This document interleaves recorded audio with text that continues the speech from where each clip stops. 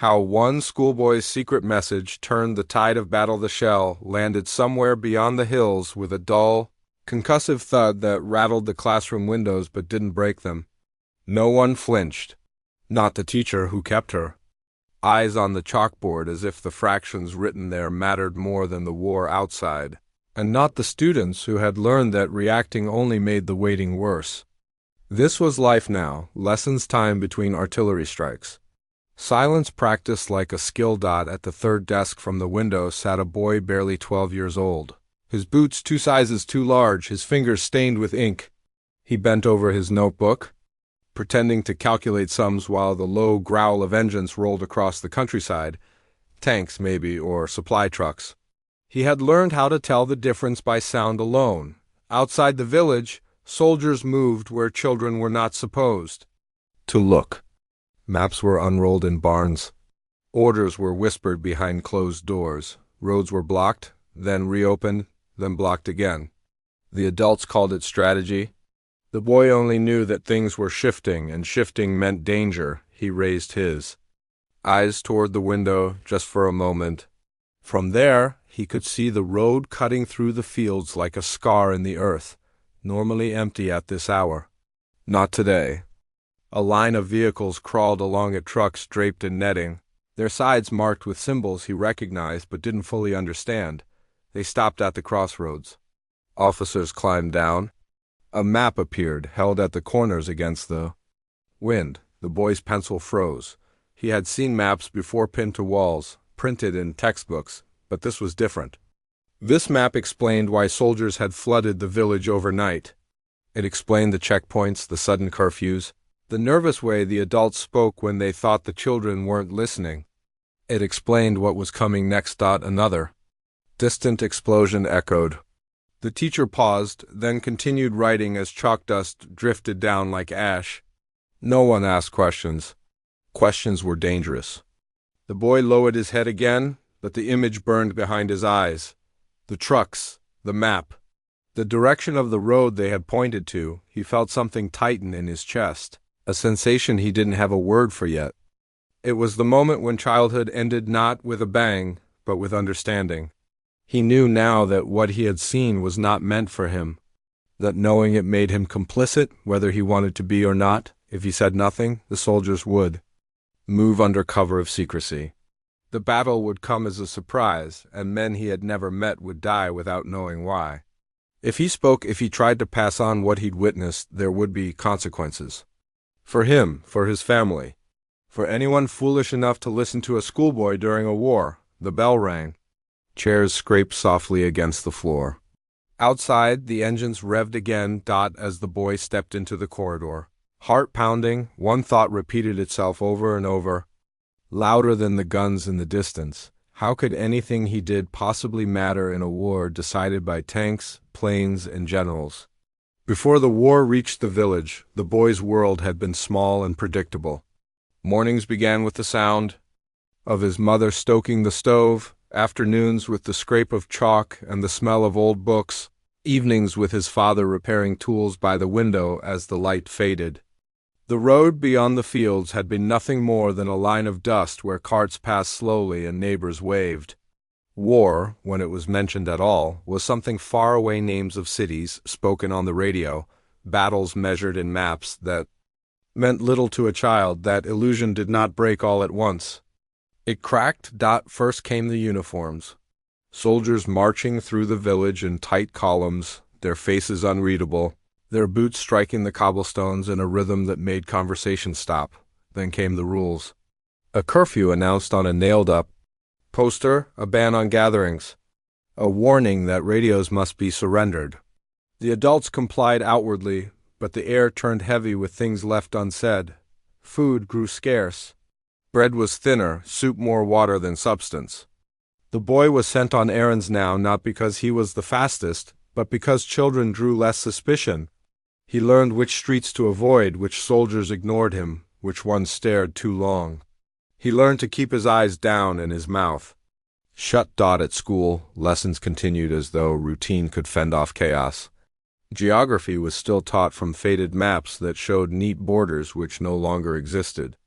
History ended abruptly, as if it had already decided there would be no future worth studying. Sometimes, class was dismissed early when distant gunfire crept closer. Other times, it wasn't dismissed at all, even when soldiers passed so close. Outside that dust shook from the ceiling beams. It was during those errands that the boy began to hear things he wasn't meant to. Men spoke more freely in cellars and behind barns, voices low but urgent. He caught fragments, directions, dates, names of bridges and crossroads. He didn't understand all of it, but patterns formed. Certain places came up again and again. Certain roads mattered more than they should have. One afternoon, delivering a package of tools to the old mill, he saw soldiers clustered around a crate marked with stenciled numbers. A map lay spread across the wood, pinned down by a helmet. He lingered too long, pretending to retie his bootlace, committing every angle to memory. No one noticed. To them, he was just a boy with dirt on his knees and too much time on his hands. At home, fear worked its way into even the smallest moments. His mother flinched when there was a knock at the door. His father began speaking in half-sentences.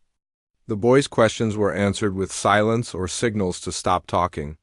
Yet silence could not erase what he already knew. Rumors moved faster than soldiers. People whispered that a major battle was coming, that the enemy was preparing a push. That would sweep through the region before anyone could stop it. Some said the army would be crushed before reinforcements arrived. Others said the village itself would be caught in the middle. Children heard all of it. They heard everything, and because they were told nothing, their minds filled the gaps with terrifying clarity. The boy lay awake at night, replaying what he had seen, the trucks, the maps, the officers pointing toward a road that led straight into friendly territory. He imagined the men who would be waiting on the other end of that road, unaware they were about to be overrun. He imagined artillery falling, bodies scattered across ground he had once crossed barefoot. At school the next morning, the classroom felt different. The walls seemed thinner. The windows too large? Every scratch of chalk sounded like a threat. He realized that the war was no longer merely happening around him, it was pressing in, demanding a choice he was far too young to make. He understood then that staying silent was not neutral. Silence meant allowing the plan to unfold. Silence meant becoming part of it. As the distant thunder of guns grew closer, the boy faced a truth no child should ever have to learn. Sometimes innocence ends the moment you realize that doing nothing helps the wrong side win. The boy carried the secret with him like a weight pressed against his ribs, heavy enough to make breathing feel deliberate. Every step through the village reminded him of it, every uniform at a street corner, every shadow that shifted when he turned. What he had seen was no longer just information. It was a line dividing the world into before and after, and once crossed, there would be no going back. At night, he stared at the ceiling and imagined what would happen if he spoke. He saw soldiers bursting through the door, his father shoved aside, his mother silenced with a raised hand. He imagined punishment that did not stop with him. The war did not believe in individual guilt. Families paid together. And yet another thought refused to leave him alone. If a grown man had seen what he saw, action would already be underway. Plans would be changed, lives might be saved, but he was only a child. Who would risk anything based on the word of a boy no one had trained, trusted, or sworn in? The danger of communication was something everyone understood, even if no one explained it openly. Letters were opened and resealed. Messengers vanished without a trace. Radios were confiscated because a single sentence spoken at the wrong moment could bring death to an entire street. The boy had heard whispers of people arrested for far less than what he knew. Some never came back. Still, his mind searched for a way. He began with drawings. In the margins of his notebooks, he sketched maps the way children often did, roads as lines, fields as squares. To anyone else, they looked like idle doodles. To someone who knew what to look for, they might reveal intersections, timings, movement. He erased them before leaving class, heart racing each time the teacher walked past. He rewrote his homework again and again, adjusting numbers in arithmetic problems so they matched distances he had counted with his own steps. He tried sentences. that could hide directions and grammar exercises. Nothing felt safe enough. Nothing felt certain enough. Outside, the village tightened under pressure. Patrols doubled. Strangers were questioned in the street. One morning, the boy arrived at school to find a desk empty. A classmate was gone. Someone said her brother had been taken overnight. Number. Explanation, just absence. He nearly stopped then. Fear wrapped around him, seductive in its simplicity. Say nothing. Do nothing, survive, but the war would not let him rest. Another afternoon, while running an errand near the crossroads, he was stopped by a soldier who demanded to know what he was carrying. The boy answered calmly, hands shaking as the package was opened and inspected. For a moment, the soldier's gaze lingered on his face, searching for something, defiance, maybe, or guilt. Then he waved him away. The boy walked on, legs numb, convinced he would hear boots behind him at any second. When he reached the safety of home, he understood just how thin the line was between being unnoticed and being gone forever. That night, loud voices echoed from the neighboring house. A knock, shouting, then silence. He lay awake, staring into the dark, realizing the secret would rot inside him if he didn't act. Keeping it was no longer safer than sharing it. By morning, he had decided he would pass on the message in the only way he could as a child, invisible by design. A note slipped where no one looked too closely. A harmless errand that would cross paths with the right eyes. He did not know exactly who would read it or when. He only knew that waiting meant surrender. As he folded the paper, hands trembling, he understood the full cost of his decision. After this, he would no longer just be surviving the war. He would be taking sides. The paper was small enough to disappear inside his sleeve, folded until the creases were soft from worry. It looked harmless, just a child's scrap of writing, smudged pencil lines, and uneven spacing. Nothing that would stop a soldier at a glance. Everything that could end a life if read by the wrong eyes. The boy chose the morning carefully. Patrols changed at dawn, and for a few minutes the village moved in a fragile rhythm, soldiers tired from the night, officers distracted by reports. He left his house with an errand his mother had given him, one he knew by heart.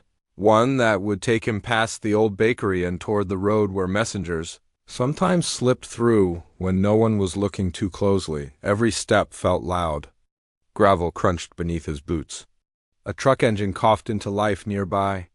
He kept his face blank, the way he had practiced, eyes fixed ahead, as if the world held nothing worth seeing. At the corner, a checkpoint had appeared overnight. 2 soldiers stood smoking cigarettes, rifles slung casually, boredom masking danger. The boy's stomach dropped. He slowed, forcing himself not to turn back.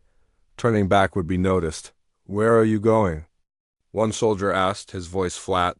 "Delivering bread," the boy said, holding up the small package. His sleeve brushed his wrist, and for a terrifying second he thought the paper might slip free. The soldier glanced inside the parcel, uninterested. He waved him on. The boy didn't breathe again until the road narrowed and the buildings closed in around him. Ahead, near the abandoned workshop, stood a man he recognized not by name, but by the way others treated him. Questions were asked. Near him in whispers. People lingered, then left quickly. The boy had been told nothing, but instinct told him this was one of the few doors left open. They passed each other without stopping. The boy let the paper fall. Not tossed. Not handed. Just dropped, as if by accident, to mingle with dust and scraps. He kept walking. Every muscle in his body screamed for him to look back. He didn't. Minutes stretched into hours. Somewhere behind him, the man would either notice it or not. Somewhere further beyond, the message would either matter or it wouldn't. The waiting was worse than the fear. By nightfall, the village was restless. Engines moved when they shouldn't have. Radios crackled behind closed shutters. The boy lay awake again, but this time his thoughts were quieter, emptied by exhaustion. Whatever happened now was out of his hands, far from the village. In a cellar lit by a single lamp, the paper was unfolded by strangers who did not know the boy's name. They studied the crude marks, the strange arrangement of numbers and lines. At first there was skepticism. Children drew nonsense all the time. Rumors traveled faster than facts in wartime. but then details aligned. Distances matched known roads. Timings fit recent reconnaissance. A route thought secondary suddenly revealed itself as the spine of an enemy advance. The room changed. Orders were rewritten. Messengers were dispatched. Phones rang until the lines burned hot. Units were shifted quietly, so quietly that the enemy never noticed the calm before the storm had changed shape. The offensive they had prepared meticulous, rehearsed, confident was no longer a secret dot by the early morning hours. Soldiers who believed they were marching into surprise found defensive lines already awake and waiting. Artillery that should have been unprepared roared to life with deadly precision. Aircraft scrambled not in panic but with purpose. In the village, the boy was pulled from his seat at school and questioned by a voice that suddenly felt too interested. Had he been out late? Had he seen anything unusual? His answers were simple. True, mostly. His heart hammered so hard he was sure it could be heard. Then the guns began in earnest. The ground trembled, not distant now, but immediate, alive. Smoke rose where open fields once stood. Somewhere beyond the horizon, men fought and died in a battle that would have unfolded very differently if not for a single, fragile message that slipped through unnoticed hands. As the noise swelled, the boy pressed his palms against his ears, not knowing if he had saved lives or sealed his own fate. Only that there was no taking it back now. The battle did not announce itself with a single explosion or a dramatic charge. It arrived in fragments, distant thunder rolling closer. The sharp crack of artillery finding its range, the sky slowly filling with smoke that drifted like a second, choking fog. Soldiers on the front line felt at first the uneasy realization that something was wrong. The roads they expected to seize were already covered. The positions they believed were undefended answered back with gunfire. Units that should have advanced unchallenged instead ran straight into resistance that was waiting. Calm and prepared, trenches were already manned. Guns already sighted. Orders already anticipated. The surprise, the most valuable weapon of all, had been taken from them. Men stumbled forward anyway.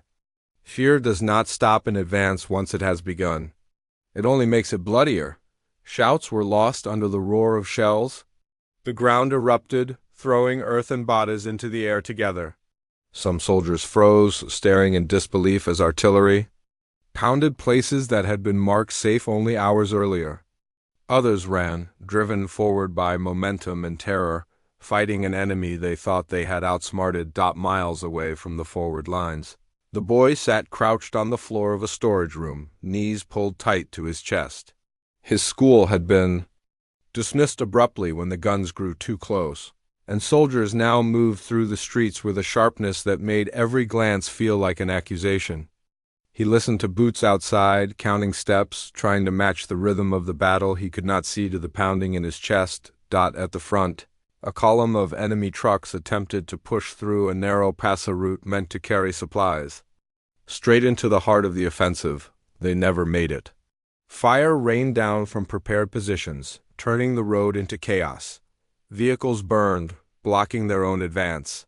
Men scattered, shouting conflicting orders. The chain of command snapping under pressure. What should have been a lifeline became a graveyard of twisted metal and smoke. The boy's father was briefly taken aside that afternoon, questioned in clipped tones. Where had his son been the previous day? Who did he speak to? The boy waited. Nearby, face pale, rehearsing answers he hoped he would never need to give. Every second stretched unbearably long. When his father was finally released with a warning, the boy felt his legs weaken with relief that tasted almost like guilt. Back on the battlefield, reinforcements that should have arrived unseen were cut off.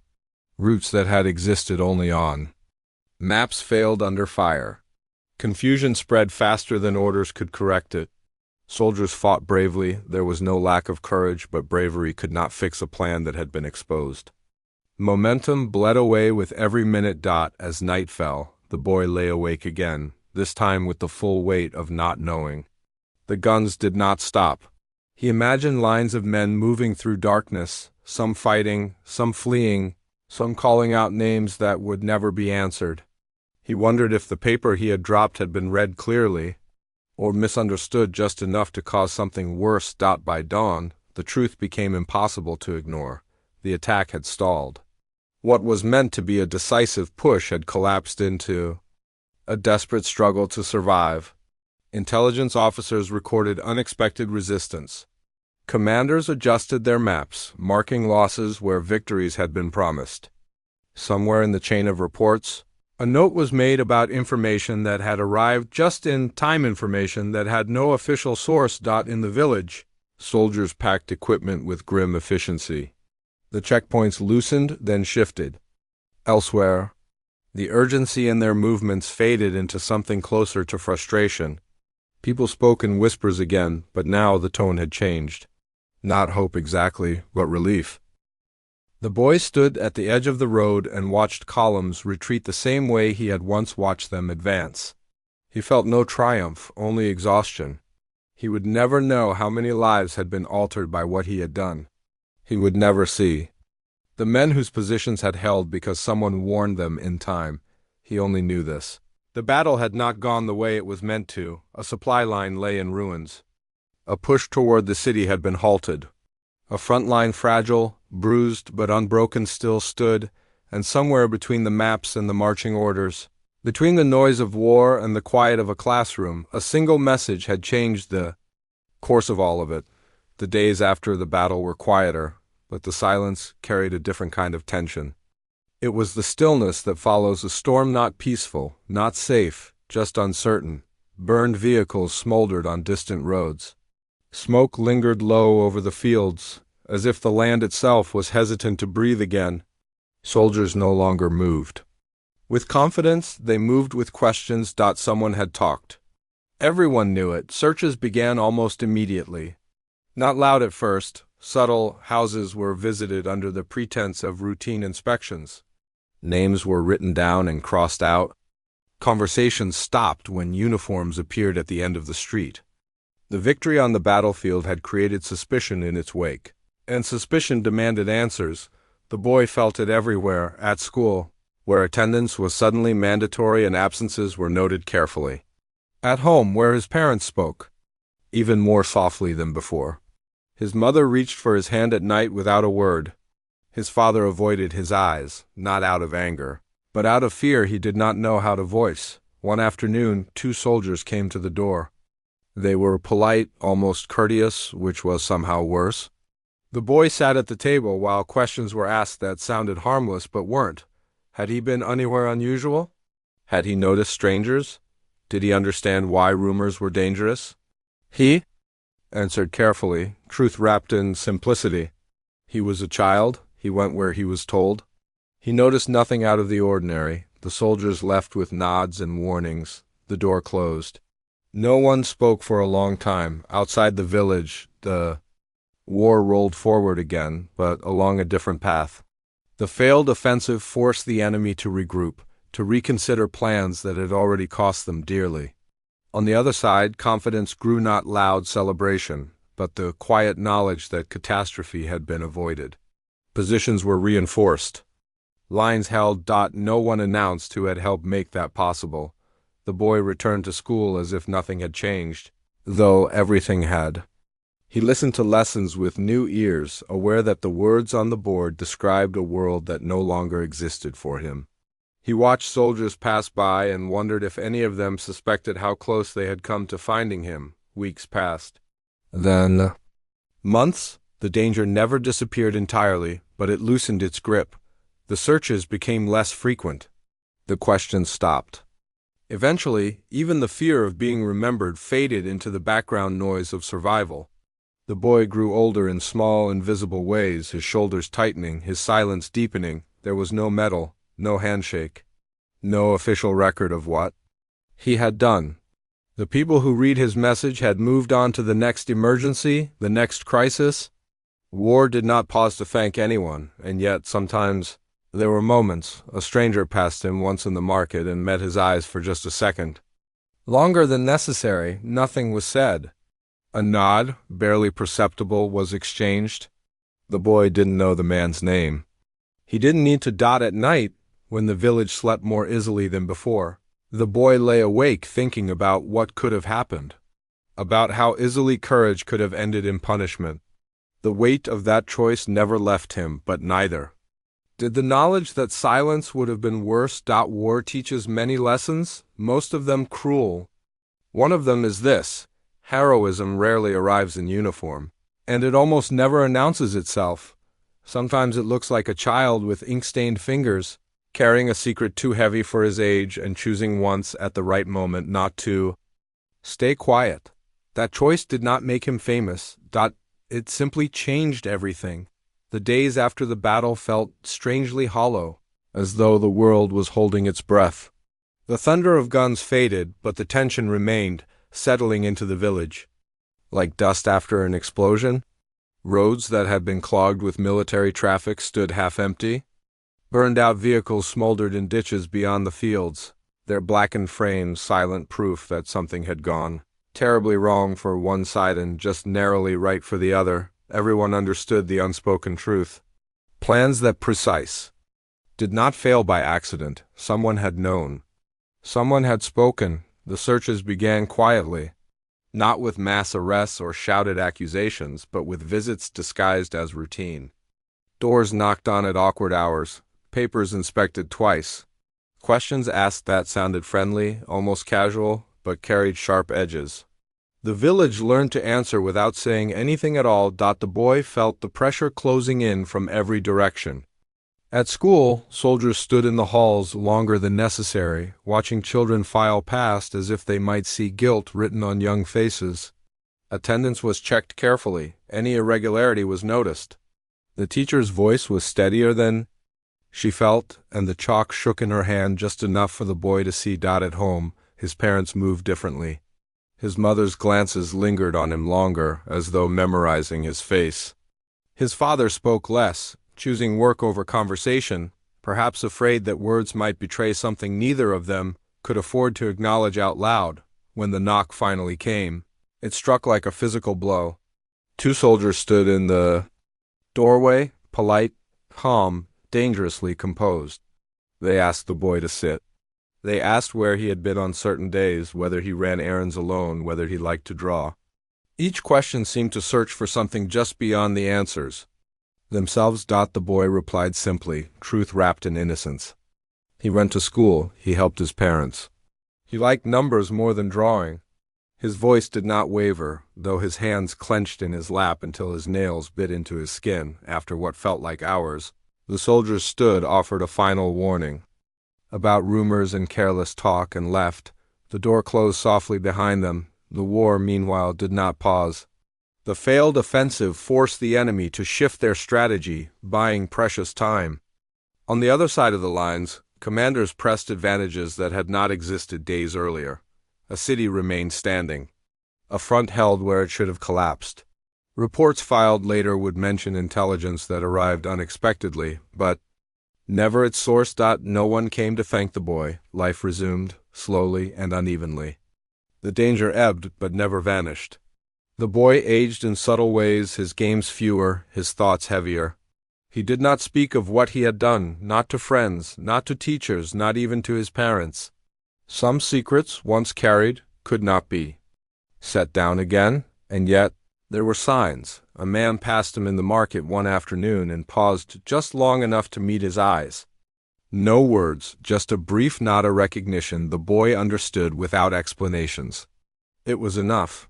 Heroism during the war did not come with parades for people like him. It came with long nights, quiet fear, and the knowledge that the right choice is often the loneliest one. The boy learned that courage is not always loud. Sometimes it is the decision to speak when silence would be safer, to act when no one is watching, and to accept that the world may never know what you risk to give it a chance to survive. Years later, when the war had finally ended and the world began the slow, uneven work of remembering, the battle was reduced to a few lines in history books. Maps were redrawn. Dates were agreed upon. Analysts wrote of strategic miscalculations and timely intelligence, of how an advance that should have shattered a fragile front instead collapsed under unexpected resistance.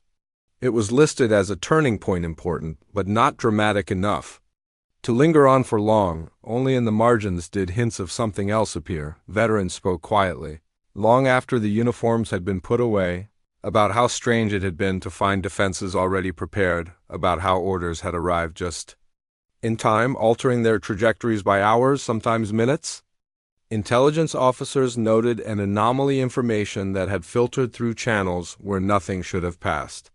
The source was never fully identified, only described as unofficial and unexpected. In the records, it ended there. The boy grew older, as children always do, carrying the war with him in ways no one could see. He became someone ordinary again, a man with a job, with responsibilities, with a life built from the aftermath of decisions made long before he could understand their weight. He did not speak of the message. He did not need recognition to know what he had done. Sometimes he would hear the battle mentioned on the radio during anniversaries or documentaries. The words sounded distant now, cleansed of fear and urgency. Listeners were told about generals, divisions, supply lines, and tactical brilliance. His contribution, the moment a child chose to act, never made it into the telling, but history is shaped as much by what it forgets as by what it records. There were thousands like him during the war, children who carried notes in bread baskets, who memorized license plates, who listened when adults thought they were harmless witnesses. People whose names never appeared in reports, whose courage was never formally acknowledged, but without whom outcomes would have been very different. The boy understood that wars are not only won by those who pull triggers.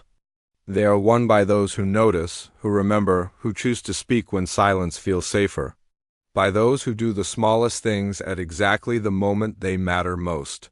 When he thought back to that classroom, the rattling windows, the distant artillery, the moment he looked up and saw something he was never meant to see, he did not feel pride. He felt clarity, a quiet understanding that history is not moved only by unstoppable forces, but by fragile decisions made by ordinary people. In the end, he never fired a shot. He never wore a medal. He never stood on a battlefield, yet somewhere between a chalkboard and a folded piece of paper, a schoolboy helped turn the tide of a war and prove that sometimes the most powerful weapon in history is the courage to act when no one is watching.